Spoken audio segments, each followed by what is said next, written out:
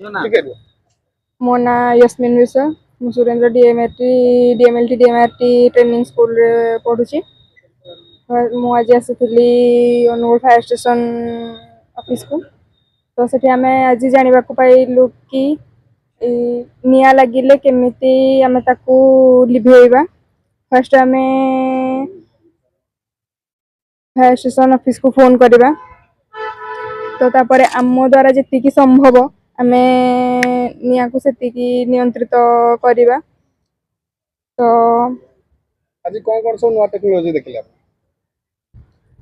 ए सब आगुर केबे देखिथिला ना सब केबे आमे आगुर देखि नथिलु केवल सुनिथिलु तो आज से सब देखिबा को पाइलु नया जिनिस भी शिखिला हां किछि नया जिनिस भी शिखिलु सेठी जो निया हाथ कार्यकारी करियो हां जो जगह को मनुष्य चाहिए न पारे सठी कोन करिया पई आज सेठी